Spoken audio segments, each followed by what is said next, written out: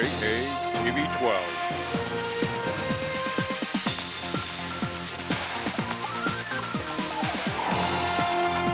Serving the Janesville community for 5 years.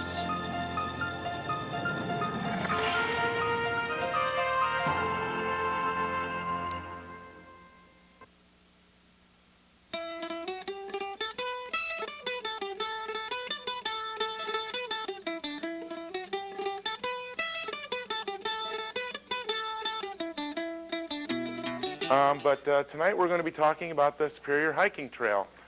First of all, it's kind of a two-part story that I'm going to tell you. One of them is going to be about ultralight backpacking, and I'll be trying to be as brief with that as possible because it doesn't really have a great amount of interest for me either. Just I wanted to share some of my gear secrets with you, and then we'll move on to the presentation about the Superior Hiking Trail. There were many firsts for me on the Superior Hiking Trail. I was going on my first solo hike. It was also my first ultralight trip. Scary stuff. I'm used to carrying 45 pounds of weight. My wife and I, we thru hiked the Appalachian Trail in 2000. When we started the trip, my pack weighed 45 pounds. When we ended the trip, the pack weighed 45 pounds. Nothing changed. In fact, if anything, I acquired more stuff because it got colder as we moved along. But a year later, we went on a trip back to the Appalachian Trail just for a week-long hike, just to revisit it and have fun. After that trip, I had to go see a chiropractor. My back hurt so bad. My lower back was just in extreme pain. After that, I said, there's got to be a better way. So while I was living in Arizona, I got online. I looked up ultralight backpacking on a search engine. And I found this book called Beyond Backpacking, Ray Jardine's Guide to Lightweight Hiking. And in this book are all sorts of information on how to lower your pack weight, from footwear to stoves to sleeping bags. And I took a lot of information out of this book and incorporated it into my ultralight backpacking approach. Now, where do I start? Well, let's start out with the tent. Most people think that's probably one of the biggest weight savings I had, because when we did the Appalachian Trail, I had a lightweight tent. It weighed about 5 pounds. Well, my dear mother, Esther Locasio, stand up, Mom, she worked very, very hard and sewed me a tarp. It's about 8 feet by 10 feet, and it weighs less than a pound. It's made out of 1.1 ounce silicone impregnated nylon for all you gearheads out there. And it packs up really, really light. And the only thing I need are 2 sticks, some tent stakes, or I use other sticks as stakes. Another thing that weighed a lot, I weighed my actual backpack without anything in it. It weighed 7 pounds. I went and bought a Go Light pack. It weighs 15 ounces.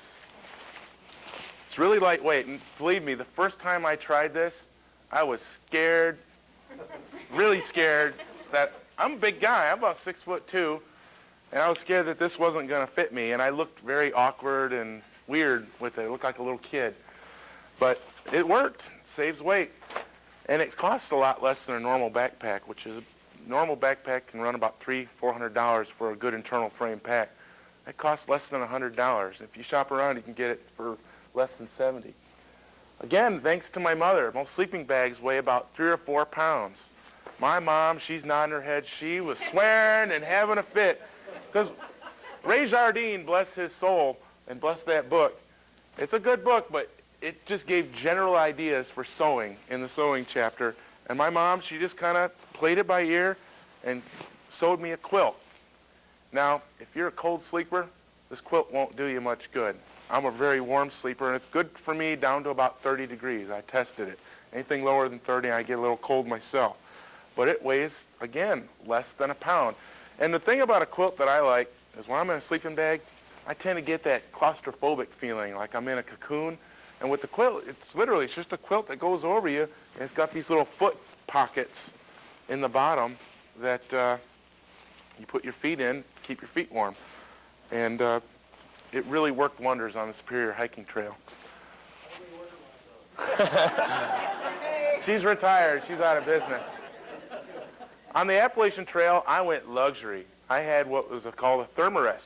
I not only had a thermarest, I had the 2-inch thick luxury LE long thermarest, baby. It was like sleeping in a bed. On the Superior hiking trail, I decided to go with the ridge rest. And the reason why I have it in 2 pieces is because this ridge rest literally was the support for my pack. I would roll it up, put it in the pack, let it unravel, and I would put all my stuff, all my gear, down in it. And this was the back support. And also is what I would sit on when I was in camp. So I didn't have to move the whole thing around when I wanted to sit down, and this kept my booty from getting dirty. So let's move on to the kitchen. This is my kitchen. This is obviously the lid. It's made from a pie tin that her brother fashioned for me. A wind guard made out of aluminum. It's from my old Whisper Light stove that we used on the Appalachian Trail. This thing has been over 3,000 miles of hiking with me. It's very near and dear to me. It doesn't look like much, but I wouldn't part with it. This is my stove. It's a beer can. I just cut the bottom of it about 1 inch, then the top about 1 inch, crinkled it in the edges, put holes, 4 holes on each side, then you pour, using this bottle or any plastic bottle that you want, denatured alcohol or heat, that stuff you use to free up your gas line, which is very available in northern Minnesota, by the way. Pour that in there, light it, and it's good to go. And you place the pot on top of it, like so. The flame comes off the side. And you have to be very careful that you're on flat ground. The first time I did this, I lost half my meal. And I was hungry. Just use your pot gripper, my handy-dandy spork, which is also very near and dear to me. It's all broken and everything, but I've been over 2,000 miles with that one. You just put it up so that it covers up the bottom. Notice how it's a beer can, and it's concave, comes up, so it just covers up the bottom. It's good for about 15 minutes of burning, and it boils up about half a pot of water. So, works really good. I was surprised. Remember, I hadn't used any of this gear before I went out there. So, you know, I was out there in the middle of the Minnesota woods just praying that this would work, and that the quilt would keep me warm, and that the tarp wouldn't blow away or rip in the breeze. Okay, food. Food, this is just a little sampling of the food. My pack weight with 4 days worth of food weighed in at just under 20 pounds. What I would eat for breakfast, I had a special oatmeal mix that was whole grain oatmeal, wheat germ, some dried fruits, some dried milk, powdered milk, and some sunflower seeds. Very wholesome, very filling, and I enjoyed that. It was the first time I'd ever tried that, because when we did the Appalachian Trail, I ate Pop-Tarts every day. And I said, I'm never eating a Pop-Tart again in my life. For lunch, I just eat candy bars. I had my big thing, and Esther, she says she's never going to eat one again. I love Snickers bars. By the way, for the candy bars commercially available, it has the most calories of any candy bar on the shelf. 280 calories for one candy bar. And then the king size is 510 calories. You count your calories when you hike, by the way. For dinner, I had a variety of things that would vary from stovetop stuffing. This is potatoes. And I had Zatarain's rice dishes, Lipton noodle dishes. One thing I did different, when we did the AT, I carried canned foods. Spam. I love Spam. I collected the Spam points, almost got a t-shirt. Canned chicken, canned turkey, canned tuna. I said, it's too heavy. This isn't the ultralight way. So I went to a health food store and I bought texturized vegetable protein. It has no flavor, comes in these little pellets, but man, it packs a protein wallop, which you need on the trail. When you're hiking, you need lots of protein.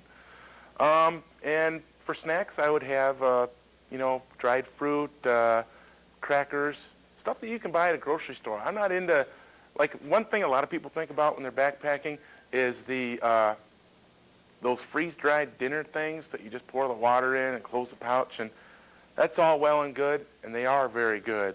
They're very good, very tasty, but they're expensive. They're like $6 each. I can't afford that. I mean, I'm a journalist in the old life, and us journalists don't make much money. So that's basically what I had to eat. And like I said, I on the Superior Hiking Trail, I never had to carry more than 4 days worth of food at a time. And if I really thought about it, I could have had just 3 days of food at a time. Now let's move on to toiletry. Well, it's just your normal stuff: toilet paper, compact toothbrush, floss. Always carry dental floss. 2 reasons. There's no fluoride in the water. Also, if something rips, you got the floss. It'll fix any problem, any tear, any sewing difficulties that you encounter. The floss will save the day. It saved our booty more than once on the AT. Esther can attest. For my another thing that you want to do is, hiking's a dirty business. You want to have hand sanitizer. I always use this. Put it on my hands before every meal, after eliminating or anything like that, using the bathroom.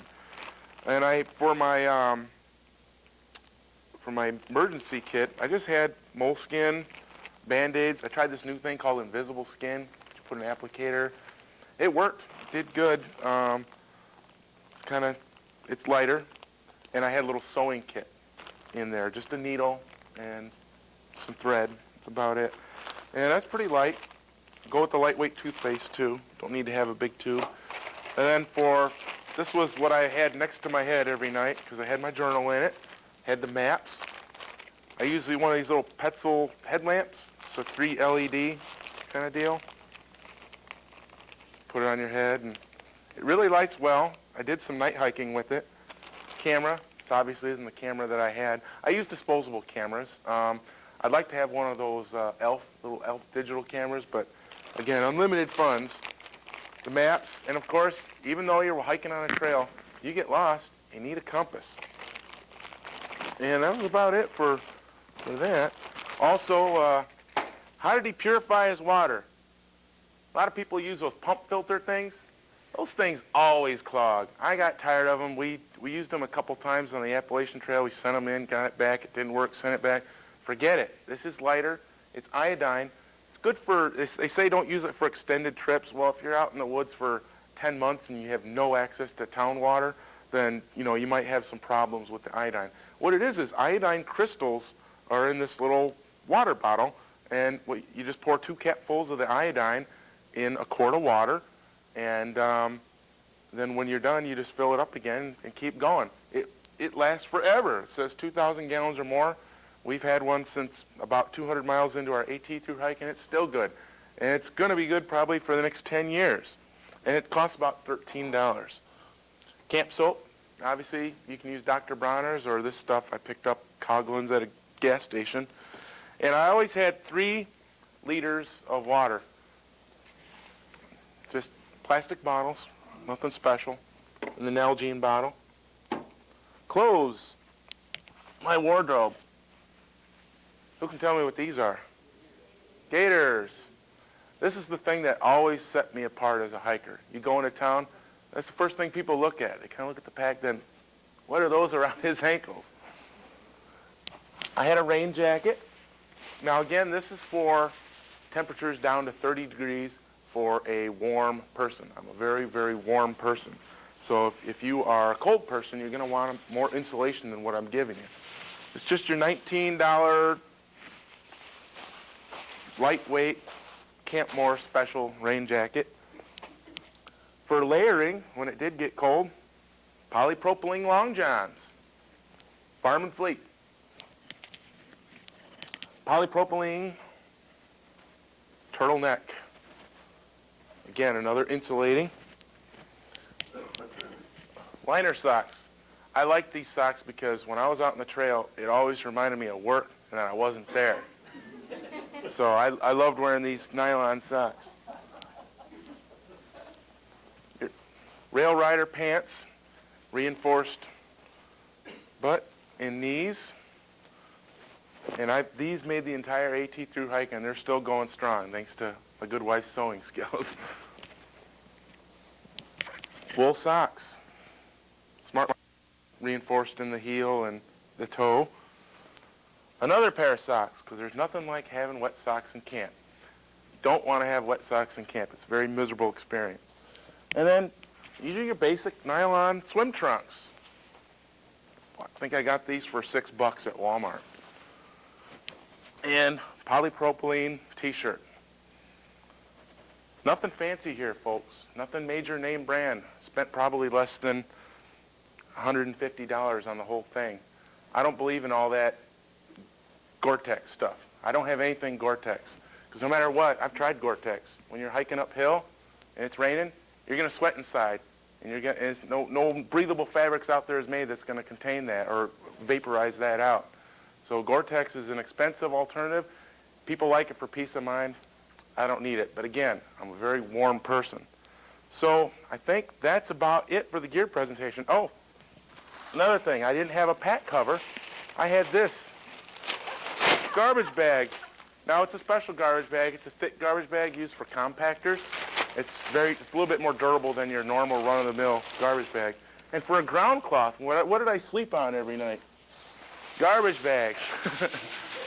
Just regular garbage bags that actually I picked up along the way. So I started out the Superior Trail with a space blanket. And I'm a tossy-turny kind of guy when I sleep. And the space blanket was shredded after 2 days. So when I went to the first state park, I went to the ranger. I said, "You got any garbage bags?" And she said, "What do you need them for?" And then I told her, and she thought I was crazy, and she gave them to me. So. Another ultralight technique that people employ is they wear running shoes when they go. But me being the sentimental sap that I am, I decided to stick with my Vask Sundowners that I've, again, hiked about 2,000 miles in, and I've had them resoled, and they've been with me a long ways. And in fact, I'm kind of wearing them tonight as a power totem because I feel like I'm invincible with these boots on. It's great. But if you want to really go ultralight, you're going to have running shoes, Montrails or whatever kind of running shoes you have. They're really lightweight. And also for headgear, I just had normal fleece cap. And what did it weigh when you were full? Lightweight. Okay, I was so proud. I gave Esther a high five when I think we went to the post office. Went to the post office and weighed the pack with 4 days worth of food. It's like 19.87 pounds. I was shooting for 20, and it's just a little bit under 20 pounds. So enough talking about the gear. Let's get to the Superior Hiking Trail. Let me look at my notes here really quick. Superior Hiking Trail is relatively new. It was established in 1987, and it was halfway finished in 1990. And at this point, they're trying to get the visualization of the trail. What they want it to do is go from Duluth, following the Lake Superior coastline, all the way to the Canadian border. Right now, it goes from two harbors, which is about 20 miles, 25 miles north of Duluth to the Canadian border with a couple breaks in between. There's only 2 spots on the trail where there are breaks, where it means that you have to hike on a road or whatever to get to another section of trail. And one of them is right out of 2 harbors. You hike for a mile, and then it ends at a river. And you have to go back to 2 harbors and go to another road, County Highway 301. And just for fun and because I like to see trail, we did hike the little mile right out of 2 harbors. And at the very end, right when we turned around, Esther found a bracelet. And she wore that every day while I was out hiking to kind of remind her of me. And she still has it. It's real nice. And I started the trail on September 2nd, Labor Day, and finished it on the 20th, which is, I finished it on the 19th. And it was about 18 days, and it depends really on how long it is. Some say it's about 200, the book says it's 235. The maps say, and according to my own personal mileage, closer to 200.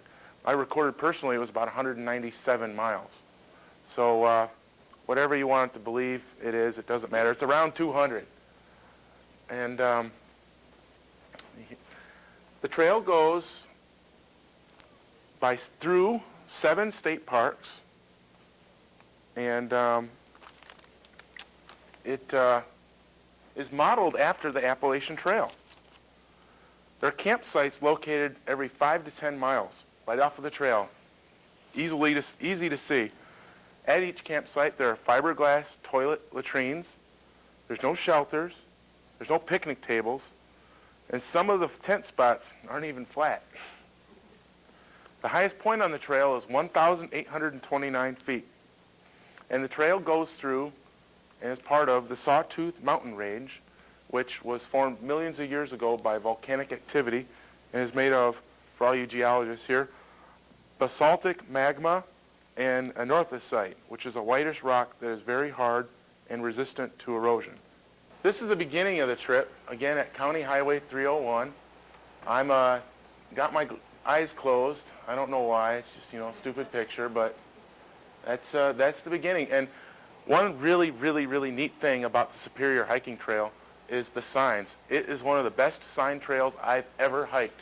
It gives distances between roads. It gives distances between campsites. It points out natural features and lists side trails. They did a really, really good job signing the Superior Hiking Trail. And I've taken some of the lessons that I saw on the Superior Hiking Trail, and I'm sharing them with the people here in Wisconsin on the Ice Age Trail. So shortly after this picture was taken, I tearfully kissed Esther goodbye, again embarking into the woods alone by myself for the very first time. And wouldn't you know it, about 10 minutes into the hike, the clouds open up and boom, thunder, lightning, the worst rainstorm I've experienced in years. And but the good thing was I got soaking wet. I got to test the my gear a little bit and figure out, well, is that garbage bag going to keep the water out? It did. And after it was over with, the sun came out, and I didn't get rained on myself the rest of the trip. I did experience rain, but it was always when I was in camp or before always when I was in camp. Either after I got there or I left in the morning. This is the second day of the trip. This is my first view of Gitchigumi, Lake Superior, off of a wonderful windswept field-like escarpment. And check my notes here. This is called the Nestor Grade. Beautiful spot. Oh, I remember I wrote in my journal, I felt like King Kong as I walked through this field as the grasshoppers clicked at my heels and dragonflies hummed at my ears. This is Gooseberry State Falls, State Park. Gooseberry Falls State Park. This is the first of the 7 state parks that the trail goes through. Now the previous picture and this picture, that's the Superior Hiking Trail in a nutshell. Oh, that works. Basically, the Superior Hiking Trail, what you're going to see are beautiful, beautiful escarpment views onto Lake Superior from ridge lines, kind of, and you get little decent climbs in, enough to keep you honest, but not enough to really wear you out. The highest climb I had was 1,000 feet. It was along a riverbank going upstream, obviously. But other than that, it was really pretty gentle. The trail was overgrown at spots, especially in the southern part, because not a lot of people hiked in the southern part. But for the most part, it was real easy to follow and not overgrown. So, but this is Gooseberry Falls State Park, the first one. And what I liked about this, it was, like I said, it was the second day of the trip, and I got to visit the vending machines at the state park and also get water without filtering it or treating it. Another thing I learned very early on was that it was a very wet summer in northern Minnesota, and I saw the biggest mushrooms I've ever seen in my life. Some of them were as big around as dinner plates. And I'm no mycologist, person who studies mushrooms. I love eating them, and I would have loved to have the knowledge of which mushrooms were edible or not. By the way, the one that's in the foreground, that'll kill you. I discovered later. And on my website for the Trail Journal, I call this picture Smurf Village Discovered. This is Split Rock Lighthouse State Park, day 3, second state park. I took a side trail to the shoreline to get to this viewpoint. It's gorgeous. It's actually one of the most visited places in Minnesota. The lighthouse was operated from 1910 to 1961. It is one of the most popular tourist destinations on the North Shore. Over 200,000 visitors a year. And what I liked about Split Rock Lighthouse State Park was they have these very North Woods, very kitschy, very cool. They have these cart-in campsites where literally you park your car in some parking lot and they give you this rickshaw-type cart and you load your coolers and your tent and all your gear in it, your beer and all that stuff in this little cart and you pull it to the campsite. I thought that was great. And they had showers there, but again, I like to get a good funk up. Day 3, I wasn't taking a shower. Okay, now we're going to stay on this slide for a moment because there's a real story behind this one. This is the view, misty morning, early morning view from the top of Round Mountain, which is, seen from a distance, kind of looks like a pimple. It's just this big round anthracite dome. Now, before Round Mountain, I'd stopped in the best trail town I'd ever been to, Silver Bay, Minnesota, and got my first resupply. Why is it the best trail town? Because in one strip mall was everything I needed. The post office, the grocery store, the hardware store, a restaurant, and all the people were real friendly. Oh, and by the way, across the street from the strip mall was the library, so I could check my email. After I left Silver Bay, it was about 7 o'clock in the evening, I hiked a 3.5-mile side trail to get back to the Superior hiking trail, up and down, roly-poly hills. It was wearing me out. By the time I got to Superior hiking trail, though, I got this great sunset, dusk kind of view of Bean and Bear Lake, which are these lakes nestled between 2 steep hillsides. And it's just gorgeous. And I thought, wow, my first real lake's on the Superior hiking trail. I'll go down to Bear Lake, and I'm going to camp there. There's a campsite there. So I hike half a mile straight downhill to Bear Lake. And I get there, and the campsites are all tilty. And it's really, really hard rock. There's no way I'm going to get a stake in this ground. So I think, well, maybe I just don't need to set up a tarp tonight. But I look up, and wouldn't you know it, gray clouds start rolling in. So I'm like, oh, I got to move on. The next campsite's about 2 miles. So I trudge, straight uphill, get to the top, and it starts raining. Just sprinkling, little light, and it's dark now, by the way. Just little, bits of water coming in a J trajectory, coming down at me. I get to the next campsite. I'm bone tired. It's a 17-mile day by this point, including all that roly-poly stuff, getting back to the trail and the up and down. I get to the campsite, and it's next to a beaver pond. I'm thinking, okay, well, if it gets cool tonight, the bugs won't be bad. Oh, by the way, I didn't bring bug juice when I started out. Me being Mr. Ultralight, I thought, well, that's another 2 ounces.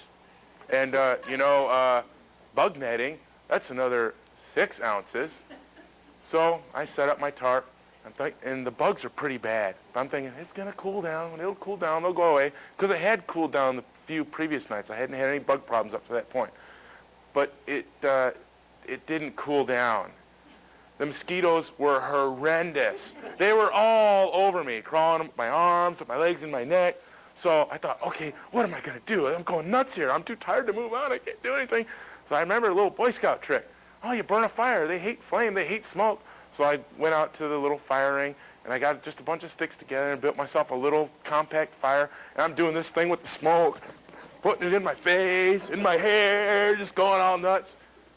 So I lay back down, and about 5 minutes, bug-free. And then there's another one. There's another one. Then, the onslaught is back. So I took my turtleneck. I covered it over my ears. I put my hat. I covered it over my face. Well, the mosquitoes found a little hole in my turtleneck sweater. They started getting through that. So then I put my rain jacket on, put my hat over my face. I didn't move at all, and I was fine. But I was really hot. So I said, okay, fine, forget it. You win. Swearing, imagine the tarp kind of flying up in the air. You win. Pack up, and I go. It's probably about 2 in the morning. I didn't bring a watch with me. But very early in the morning, I pack up and I go. And I promptly take a wrong trail, and I get lost. Backtrack about 45 minutes, and I end up on Round Mountain. And there I am, as the sun rises. 2 days later, I bought DEET. And I've heard bad things about DEET, and I may never have children because of it, but I'm good. This is it doesn't really look it. It's not a great picture. It's the best one I got. This is, isn't that terrible? The Baptism River Falls, the highest falls in Minnesota, at least 100 feet. And just before, I got a big kick out of this. There's a suspension bridge. It's the only suspension bridge that's on the Superior Hiking Trail. And duh, on the suspension bridge it says, no jumping. I'd read about this trick beforehand and decided to check it out on this. I stared at this falls for about a minute, and then I looked over at a guardrail and watched it droop like Popeye's arm before he eats the spinach. It drooped because my eyes were used to seeing the falling water, and if there's any optometrists here, maybe they can explain the phenomena or tell me what exactly it is, but it works. You look at a waterfall, any old waterfall, maybe even a dam, and then look at something that's horizontal, and you'll see it droop, sag for a minute, then for a couple seconds, then come right back up. And I knew I was reaching hiker enlightenment stage or being amused by things very easily, because I did this for about 3 or 4 times. Stare at the falls, look at the railing, stare at the falls, look at the railing. Now, this picture was taken, or self-portrait was taken, at Lake Edgy, which is right outside of Finland, Minnesota. Now, Lake Edgy was a fun experience. It was nice because I had the DEET finally. DEET, my friend.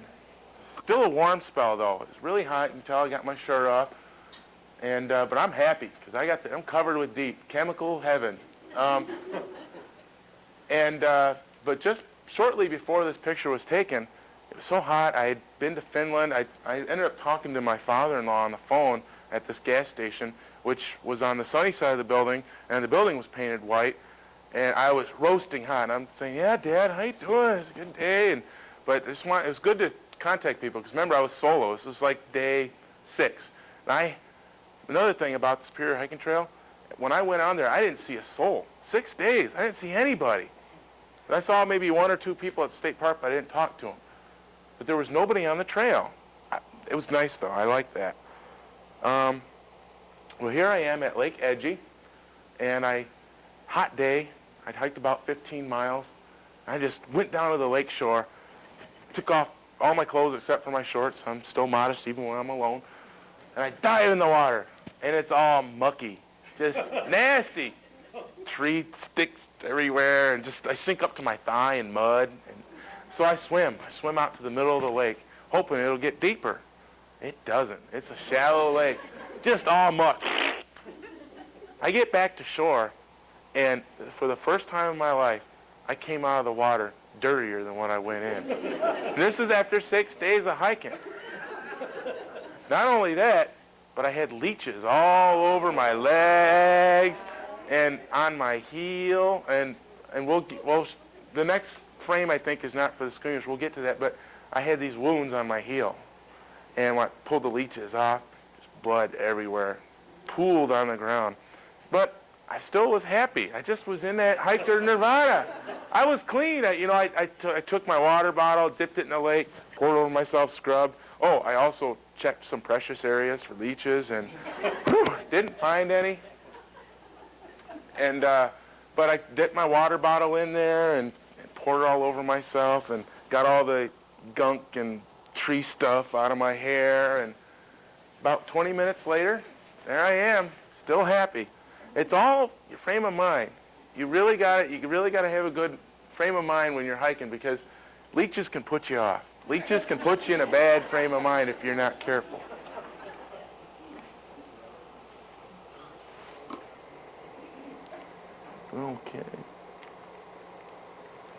Okay, again, this next one is not for the squeamish. So if you throw up real easy, those are my heel wounds. Those are the worst hiking wounds I have ever received. And as I look at it later, and Esther pointed this out, my ankles were even swollen because of it. They'd gotten infected, and what I had to do is something very painful, because I didn't have Neosporin. I had that alcohol stuff. And I put that on there. Ah! Scream. And for the majority of the hike, from about 2 days in to the end of the hike, I had to deal with this. And it was a very painful experience. Now, I started out, I used moleskin to cover up the wounds. And I thought that worked, but, you know, the first 10 minutes of each day was just this hobbling, excruciatingly painful experience. Well, finally, I ran out of moleskin. So I thought, well, I got to come up with something here. I've got duct tape on my water bottle, and I got toilet paper. So I made this little duct tape toilet paper Band-Aid. And it worked wonders. It was great. I was pain-free the rest of the hike. So that worked real good. Because I have a theory. Well, my boots have been over 2,000 miles. That's one. And I bought these socks on sale at Gander Mountain that are for size 12 to 14 shoes, and I wear size 10 and a half, so they were a little big and they bunched up in the heel a little bit. Okay, this is the Temperance River. How did the Temperance River get its name? Because it's the only river where there wasn't a bar at the mouth of it. No, literally a tavern. There wasn't a tavern at the mouth of it.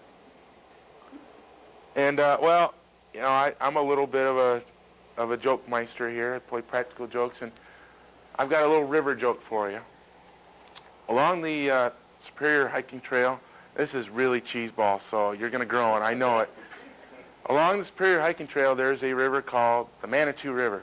Well, I was sitting along its banks, and I was diving in underwater and just staying around there and then coming up for air every once in a while. And this guy stands on the bridge. He asks me, he goes, "What are you looking for down there?" I go, "Looking for manatees." He goes, "What?" I go, "Sea cows."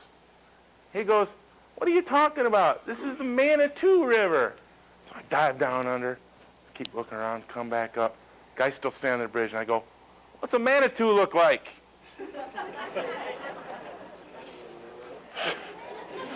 I got another joke. We'll stick to the cheeseball, cornball humor here for just one more moment.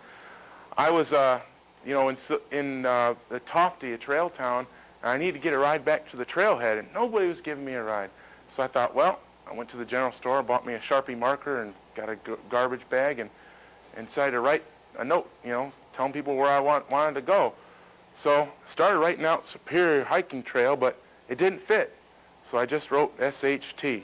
And then I wanted to get back to the trailhead, and you know, since it says T is for trail, I wanted to just say, put head. So SHT, head. Nobody gave me a ride. I couldn't get a hitch into town. And but coming back out, which is straight uphill, back to the trailhead, the public transportation bus went by. I thought, yeah, I got a ride. It's a van. It's the transportation guy. He's going to give me a ride. Went right on by. Didn't even look at me. But the next vehicle to come by after about 20 minutes were those honeymooners. That was trail magic. They gave me a ride back to the trail and wished me well. Now this is the gondola from Moose Mountain. I wanted to take it down to the Lutzen ski area just to check it out, because I heard that, you know, it's a gondola ride, it's a ski lift, whatever, but it's something unique, and it's a little side trail off the Superior Hiking Trail. I thought I'd check it out, and it was closed, but it was a nice little side trip, nice little view, Gitchigumi, and it's one of the few places on the Superior Hiking Trail where I saw any signs of civilization. Most of the time I didn't see any houses, I didn't see any, you know, any signs of civilization, fields, old railroad tracks, nothing. They've done a real good job with that trail of making it relatively civilization-free. Okay. By the way, I only have 20 of these sides, so we're almost done. We have not much further to go. This is, okay, I told you there was a lot of firsts on this hike. This is the first time intentionally, because remember the little mosquito hell night? This is the first time I intentionally night hiked. And this is taken from the east branch of the Poplar River. It's my favorite picture of the bunch. It's just a beautiful sunset shot. And I remember my own emotions when I took this picture. I was very much at peace with myself and with the world and with whatever. And it was just a gorgeous dusk, gorgeous sunset. And it just typifies the North Woods to me in that photo. And shortly after this picture was taken, I came to Lake Agnes, which is a beautiful lake along the Superior Hiking Trail. And I didn't really see the lake at night, but I did go walk around it again when I woke up the next morning. And when I got to campsite, I saw people, which was weird because I hadn't camped with people up to that point. And they were two cousins, a male and a female. And right when I got into the campsite, there was a fire there, and they gave me those pouch foods, those that I don't buy because they're too expensive. It was good. Oriental rice, chicken something, and I don't care how artificial it was. It just tasted so good, and they were very, very nice to me, that couple. And that's what you encounter when you go on hikes. Things just happen. You meet interesting people. Okay. Oh, also, the next day after this picture was taken, I crossed a little beaver dam called John Vick Creek. And when you get across the dam, it's real precarious because you're on a beaver dam. There's a sign that explains a little bit of the history of John Vick Creek. And there's a canoe there on the other side.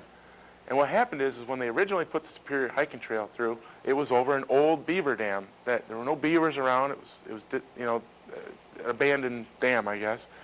And they put the trail over it. Well, wouldn't you know it, a couple of years after they did that, beavers moved back in. They dismantled the old dam and built a new one someplace else. So they decided to put the trail over that. Well, the beavers dismantled that dam and moved again. So they decided to do this pulley system with the canoe where they had tied to two tree branches with the rope and everything. Well, what the beavers do, they chewed up all the rope and incorporated it into the dam.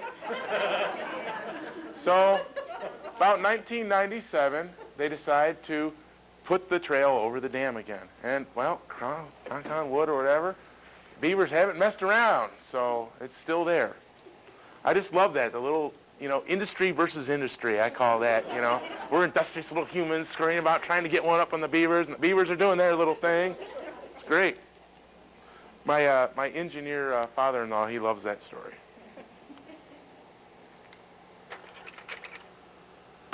This is Grand Marais. This was my last real town stop. I stopped in 4 towns. I stopped in Silver Bay, Tofte, Grand Marais, and Finland. And we'll get to Hovland. That's another thing in itself. But Grand Marais, this is 12 days into the hike, and in Grand Marais, I finally stayed in a bed, slept in a bed for the first time in 12 days, and thankfully for everyone in town, I took a shower. Funny thing, when I was coming into town, I got to the main road, which was the Arrowhead Trail, I think, and, no, the Gunflint Trail, I'm sorry. The Gunflint Trail, and I get to the road, and immediately a van pulls over. And not only is it a van, but it's got the Superior Hiking Trail logo on the side. So what happened is the Superior Hiking Trail is developed enough that they have a shuttle service for those who want to do weekend hikes. And this was the guy who gives shuttle services. And I got in the van, and he goes, "That'll be $5. Ha ha, I'm just kidding." He was joking. And the whole ride into town, he made fun of me for my smell. He goes, "Ooh, you are right. Oh, man, I'm going to have to clean the upholstery in this thing." And I'm thinking to myself, this guy should be used to that. He gives a shuttle driver. People go on multi-day trips, and he picks them up. I figured this is his shtick, so I went along with it. When he let me out, I got right near him.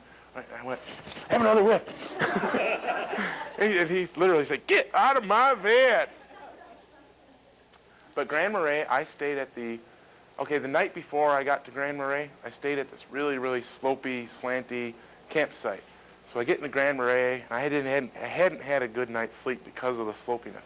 I get into Grand Marais, and I get to the East Bay Hotel, which is right behind this beaver house, bait shop, and it's right on the lake. And I say, "I want your $30 boarding house room." Lady gives me a key. I walk upstairs. I get to the top of the landing, and wouldn't you know it, the floor is slanted. But I get to my room, and thankfully the floor was flat. And I slept good there that night. It's a part of the Superior Hiking Trail, just a little bit north of Grand Marais, where it actually walks along Lake Superior. It's about a 1.5-mile walk. And I was really looking forward to this when I read about it, because I thought, oh, it's going to be cliffs or something, right straight down into the water. And it was a lake walk. It was very nice. It was a beautiful sunny day. But, you know, as anyone knows, when they walk along a big lake body of water like Lake Superior, there's rocks there. And it's not sand. It's not a sandy beach. Big rocks. And I was more tired after that 1.5 mile of walking than any 1.5 mile I walked on the entire Superior Hiking Trail. Very difficult terrain. This is just after Judge C.R. Magny State Park. It's the last of the 7 state parks that the trail goes through. And this is the confluence of the Brule River with Lake Superior. And I just wanted to get a shot, because that's what this trail was all about, was rivers and escarpments. And, you know, all these rivers were flowing into Lake Superior. I wanted to get what I call the confluence shot, and that's it. And this picture is actually taken from Highway 61 as I'm trying to get a hitchhike into Hovland. See, I got this wise guy idea when I was in Grand Marais. Let me give a little history here. When I intended on going on this hike, I was not only going to do the Superior Hiking Trail, but I was going to do the Border Route Trail and the Kekakebek Trail, which is another 100 miles. And the Border Route Trail and the Kek are very remote and very rugged. And I needed to have 9 days worth of food from Grand Marais, I figured, and at least 7 days from Hovland. So what I did, Mr. Wise Guy me, I thought, well, I'll just mail some food ahead to Hovland. Just carry 2 days, saunter on in, and buy more groceries when I get into Hovland. Maybe go to the library, maybe go to the grocery store and obviously get more groceries. So here I am on Highway 61 hitchhiking into Hovland. I thought, Highway 61, busy highway, the only real highway in this part of the state. Nobody would give me a ride. I walked for about what I figured was 2 hours. Finally, this guy pulls over, says, sure, I'll take you wherever you need to go. I said, well, I need to go to Hovland. He kind of gives me this funny look. So, okay, I guess, get in. Takes me over the next hill, and I'm there. And I get to Hovland, and it's not a town. It's nothing. It's just this post office in a house. And I thought, well, can I get some food? Well, across the street, this old general store, grocery store. But it's all shuttered up. It's been closed for 2 years. So I go inside, and this post office really impressed me. There's all these stuffed birds everywhere. Owls and hawks and ptarmigans and everywhere. Birds. Very unique. And they have the old style post office boxes with the little two brass dials that you turn for the combination, and the plate glass windows with the old numbering in there. And Sandy, the post mistress, I said, well, I'm looking for a package. She says, well, I don't see a package here for you. And it has 5 days worth of food in it. And even though I still had 5 days, I still needed 7 days to get through the 100 miles more that I was going to go. So I said, where's the nearest town? She goes, well, there's Grand Portage, 18 miles up the road on 61, or back to Grand Marais, another 20 miles. So I said, well, I've never been to Grand Portage before. I'll hitch there. I go to the road, and I take the pack off, and I put my thumb out. I only had to wait about 20 minutes. Somebody gave me a ride. I get to Grand Portage, and Grand Portage really isn't much either. It's a national monument. They have this old fort there, and they have parking where you can park your car if you're going to Isle Royale, and beautiful views along the way of Isle Royale and the Susie Islands up there. Just gorgeous. But really not much. But there is a gas station, and there is, your gas station stuff. So I load up on Slim Jims and stovetop stuffing and crackers. I was good to go. Sitting out in front of the grocery store, organizing my stuff, drinking a lemonade, and this big burly guy comes up to me. He goes, were you out hitchhiking on Highway 61 earlier? And I'm like, yeah, thinking he's going to yell at me, get on my case. But he goes, well, I was going to pick you up, but I was driving this big boat for a friend of mine. where do you need to go? I'll take you wherever you need to go. And I said, well, I was just going to go back up the road to the casino and get a steak before heading back to the trail. He goes, well, I'll take you to someplace better than that. You want to go to the border, Canadian border? I said, well, sure, I'll go there. So he drives. Turns out his name is Guy Gustafson, and he works with the casino people to help as an inspector, a safety inspector. And he takes me to the border, shows me where the Pigeon River, which marks the border for Minnesota and Canada, where that joins Lake Superior. And he also takes me to this wonderful little cafe where I have a milkshake and a cheeseburger. And then he says, well, I got work to do and this and that. I'll take you back to the gas station. And then he kind of hems and haws and he goes, well, let me just make a couple phone calls. I'll take you back to the road, to Highway 61. I go, oh, great, sure. Makes a couple phone calls. He goes, well, you know, my business taken care of. He drove me all the way back to Hovland, 20 miles or 18 miles after taking me to the border. Real trail angel. And he was probably one of the nicest people I met along the entire trip. I'm back out of Hovland. This is an escarpment just north of Hovland on the Superior Hiking Trail. Just another Great Lake view, one of the last ones I was going to see along the Superior Hiking Trail. You can see off to the right some sumac trees, and they were just a gorgeous red in some spots. And it was interesting because I was nowhere near fall colors, but since this is boreal forest, a lot of the deciduous trees were real small and stunted, and they were changing colors. So I got to see some really, really bright, beautiful red maple leaves in mid-September. Very nice. And here we are, the end of the Superior Hiking Trail. There's my pack that you see there and some candy bars, and that's loaded down with 7 days worth of food because I'm going to take the border route trail. And I'm all excited about getting on the border route trail thinking, wow, 7 days, I can do it, 100 miles, I'm pumped, I'm good to go. Well, I get to the border route trail, and it is the most overgrown trail I've ever been on. I come to a blowdown that literally had me scooching on my belly like a snake to get through it. And this is the border route trail. You see the blue, can anybody, where's Waldo? The blue stuff there. That's the trail.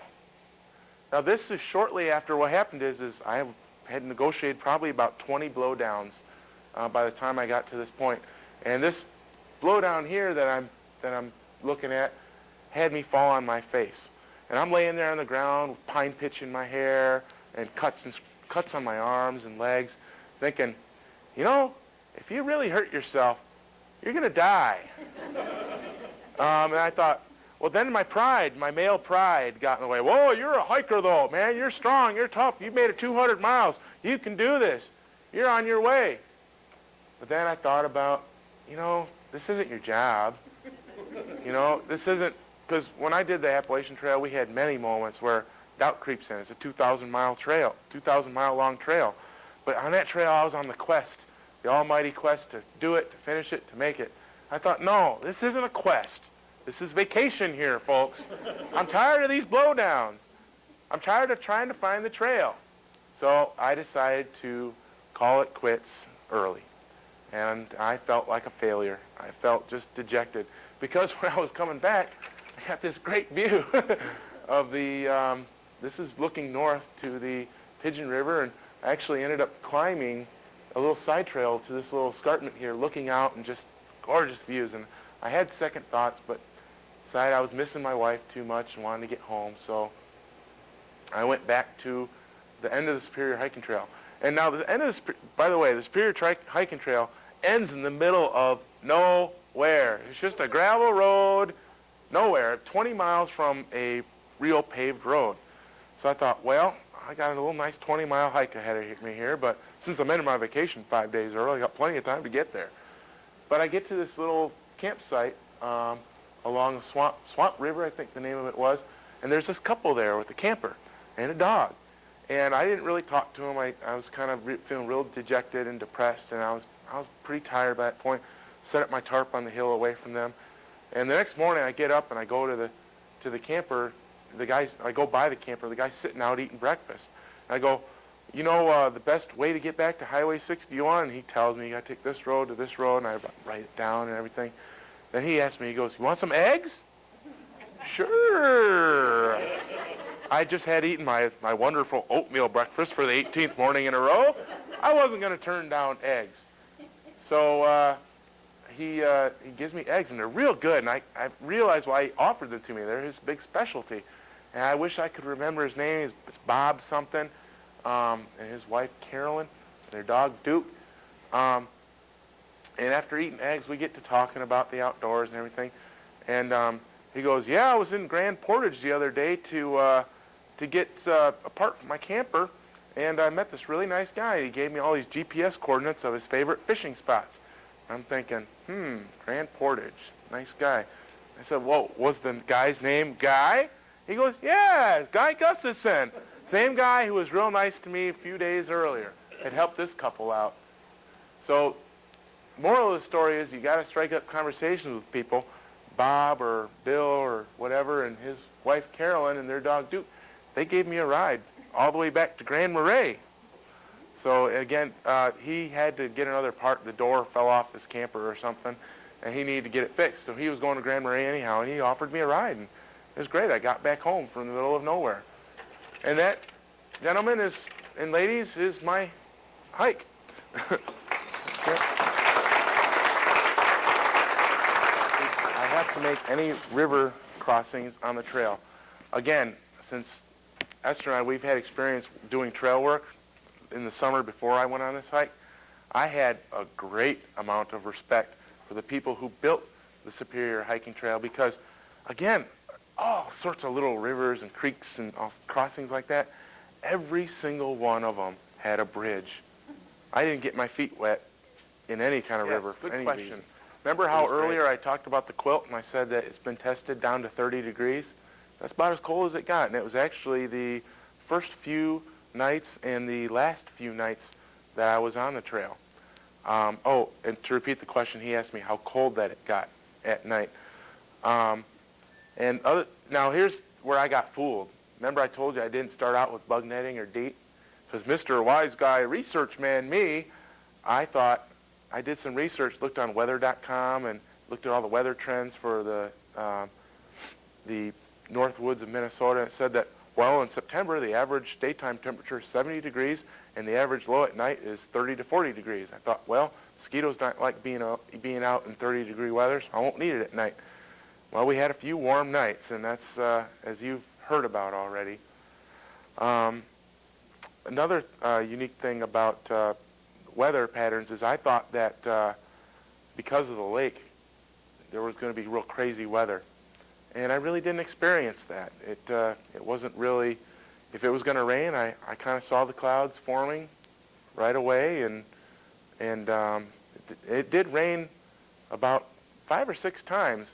And like I said, the only time I got doused was right after I said goodbye to Esther. Good question, very good statement, and you actually reminded me of points I wanted to make. Each night that I camped on the Superior Hiking Trail, I could hear in the distance, unless I was camping by a roaring river, which I did a few nights, I could hear in the distance Highway 61. Whatever, Jake breaks off sometimes. And another thing is, my impression was that the further north I got, the more remote, the more separated from people I would be. Quite the contrary.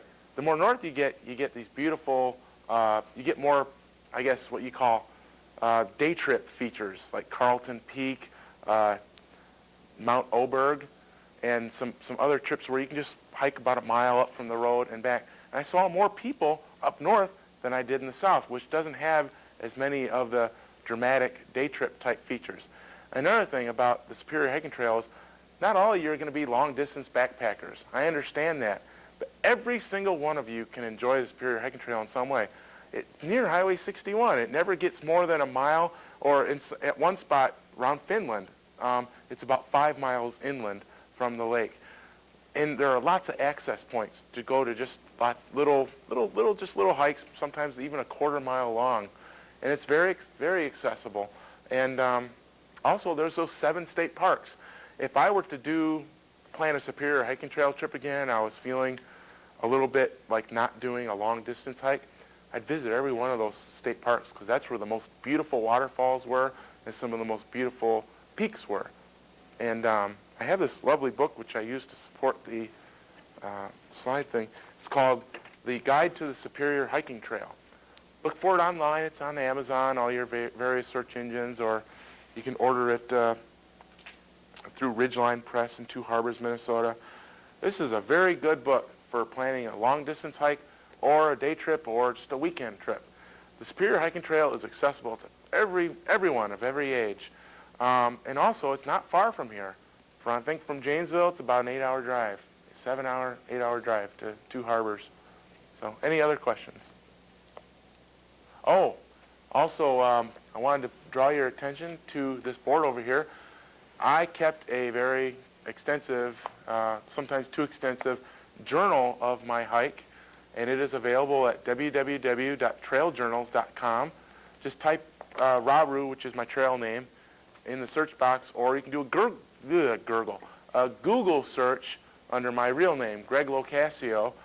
Also, if you want to know more about the Superior Hiking Trail, go to www.shta.org.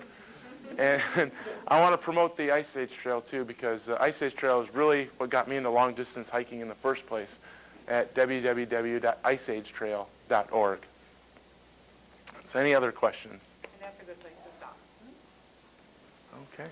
Oh, good question. My father asked if I'd come across any wild animals. Surprisingly, no. All the literature here says you can see moose, bear, turkey, eagles, ospreys. I didn't see any of that stuff. I saw some turkey vultures, and I saw lots of moose tracks, and I saw lots of moose poop and bear poop, and I heard the howl of wolves my first night out, but I never saw any. So I think Carolyn's pulling the old hook. So thank you so much for your attention and your time.